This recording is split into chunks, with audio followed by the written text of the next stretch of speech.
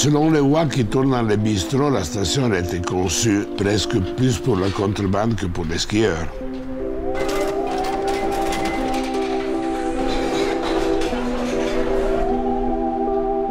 Il y avait des ballots de cigarettes qui montaient en cabine le soir et puis qui redescendaient à ski sur le versant italien.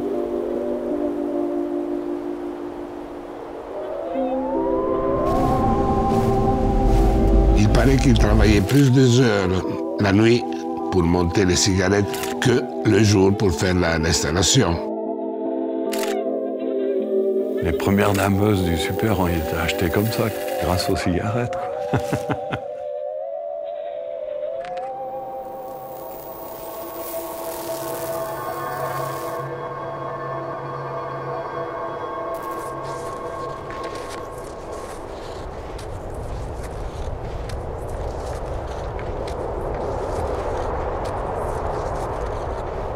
Le Super Saint-Bernard était une station haute en altitude, quoi, avec un départ à 1950 mètres, une arrivée à 2800, ce qui nous garantissait l'enneigement sans souci, quoi.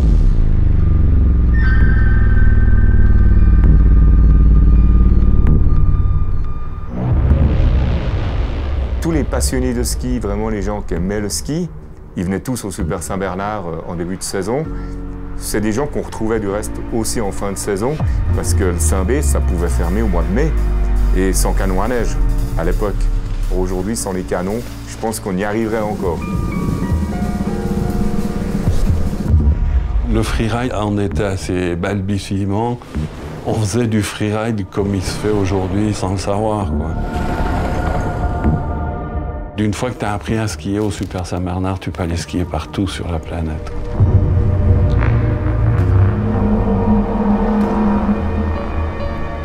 Le soir, on n'y restait pas.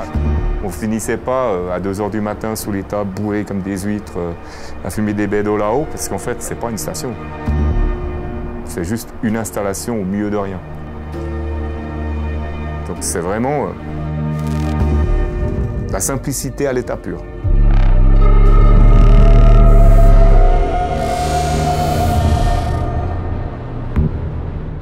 Il y a aussi une particularité quand tu es au départ du télécabine de Meneaux.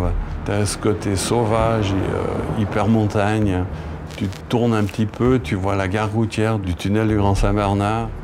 Tu as le côté hyper civilisation, consommation, le trafic avec l'Italie, que ce soit marchandises ou tourisme. Avant l'ouverture du tunnel, les Suisses et les Italiens, les Valdôtains ici, ils se retrouvaient seulement en été avec l'ouverture du col. L'ouverture du tunnel nous a permis de nous rencontrer, d'avoir des relations toute l'année. Pour s'assurer un moyen de communication plus rapide et plus sûr, des hommes percent la montagne. Ils se libèrent ainsi de la nécessité d'affronter, en hiver surtout, l'un des plus importants mais aussi des plus dangereux passages des Alpes, le Grand Saint-Bernard. Mais au même moment, ces mêmes hommes construisent au même endroit un télécabine. Pour faire droit à une nécessité d'un autre ordre, besoin de changer d'air, de trouver un peu de silence dans une nature sauvage, provocante, intacte de toute transformation ou déformation. Quand ils ont ouvert l'installation, moi j'étais encore jeune, 14-15 ans, on a passé toute la vie à faire du ski au Super Saint-Bernard. Je partais avec le premier bus du matin qui faisait la ligne à Aoste-Martigny. Tout de suite, une descente sur l'Italie, après au boulot.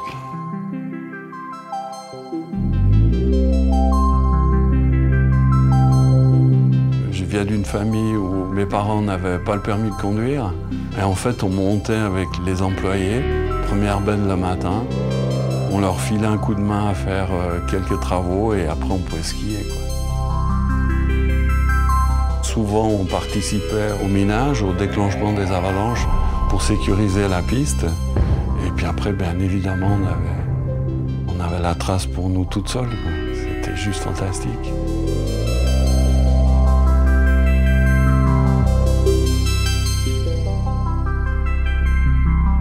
J'ai fait pendant plusieurs années de la compétition de ski acrobatique. c'était beaucoup moins rigide que le slalom et ses piquets. Et puis c'était ce côté un peu libre qui nous plaisait.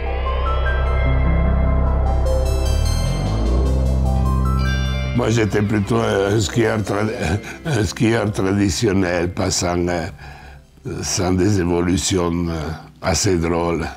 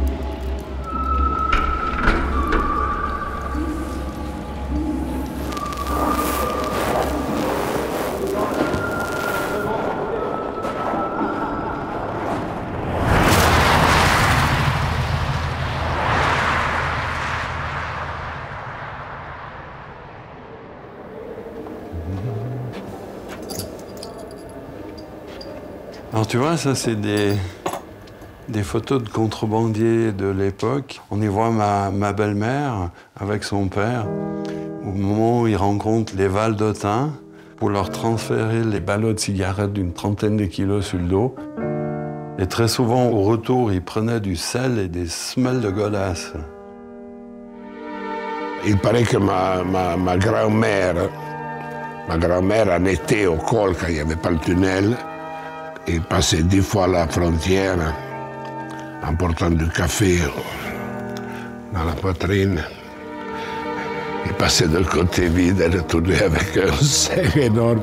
Et c'était du café, car ici on n'avait pas du café, donc c'était pas seulement les cigarettes. Café, chocolat, il y avait un peu de tout à contrebander.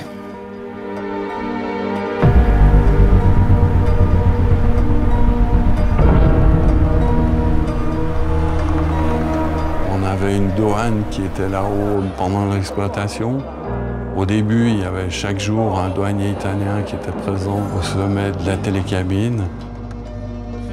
Il transitait en Suisse avec des armes.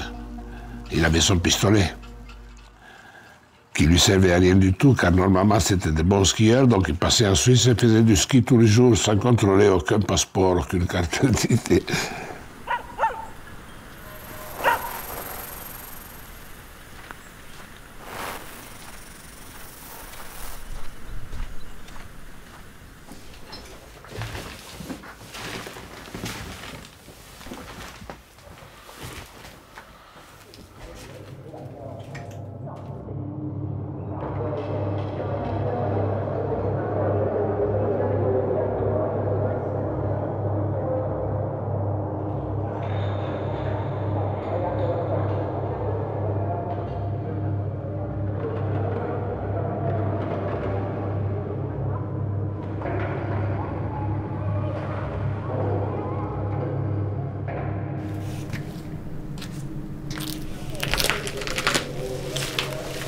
Mais ça, c'était la belle époque du super. Ça, c'était avant 87. Les cabines, c'est encore les cabines rouges, les œufs, là. Ouais, ça, c'était des belles journées du super avec plein de monde. La terrasse bondée. En hiver, quand ils ont commencé à descendre les skieurs, nous, on était prêts à recevoir tous les jours minimum 200 personnes. Uniquement mon restaurant. Si vous pensez avec la quarantaine d'années et plus qui a duré tout ça, moi ici comme client, j'ai eu des familles qui sont la 3e génération qui descendent la piste italienne.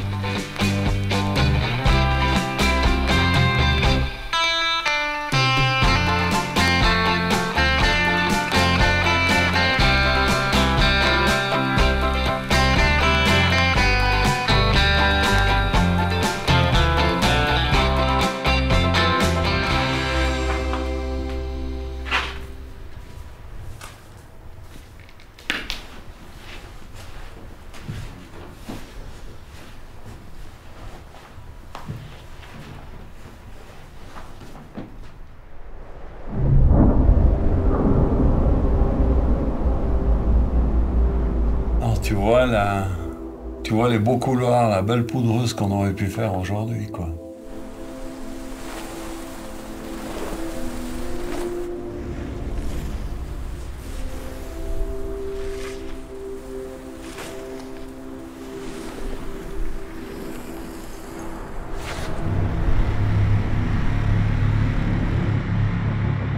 Quand tu prends en charge une petite station comme ça qui était déjà en difficulté, en fait, le rôle du directeur, tu es partout. S'il fallait être à la caisse, j'étais à la caisse. S'il fallait donner un coup de main sur les pistes au minage ou à faire quoi que ce soit, il ne faut pas réchigner à la tâche. Ça a été une superbe expérience de vie. Très enrichissante au point de vue humain, au point de vue financier, pas du tout. Je me suis occupé pendant 8 ans du Super Saint-Bernard. J'ai mis de l'argent, j'en ai pas pris. J'ai pas pris un franc de salaire, rien du tout. Mais j'ai aucun regret.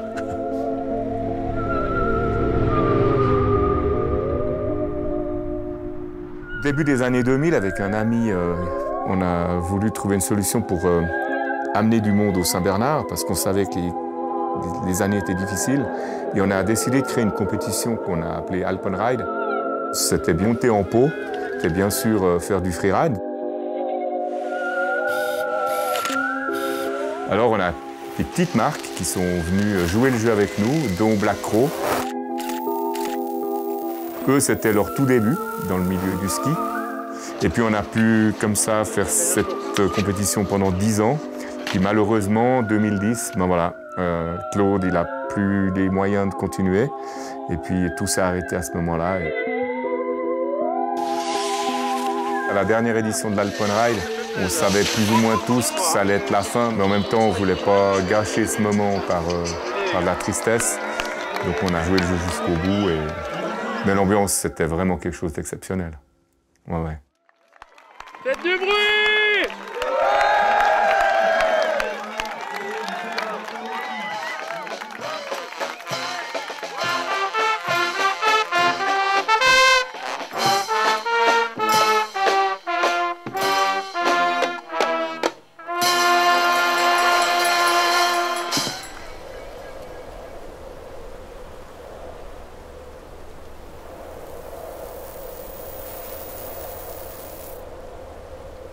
Le ski en basse altitude devient de plus en plus compliqué et finalement on se rend compte qu'on avait quelque part raison, que c'était la dernière des stations qu'il fallait fermer parce qu'on a cet avantage de l'altitude, quoi.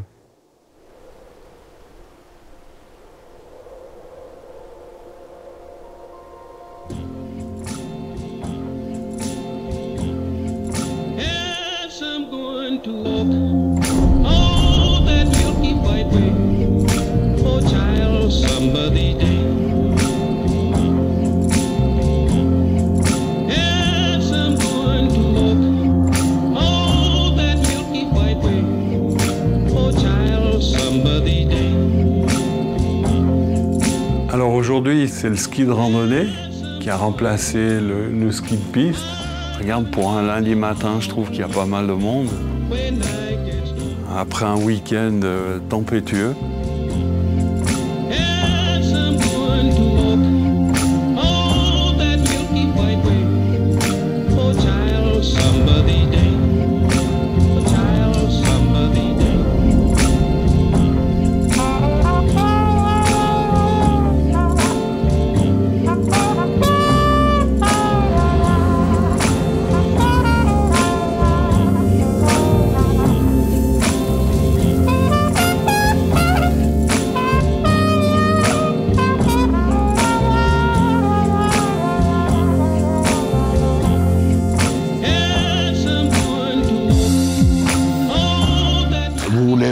Le super, c'est très simple.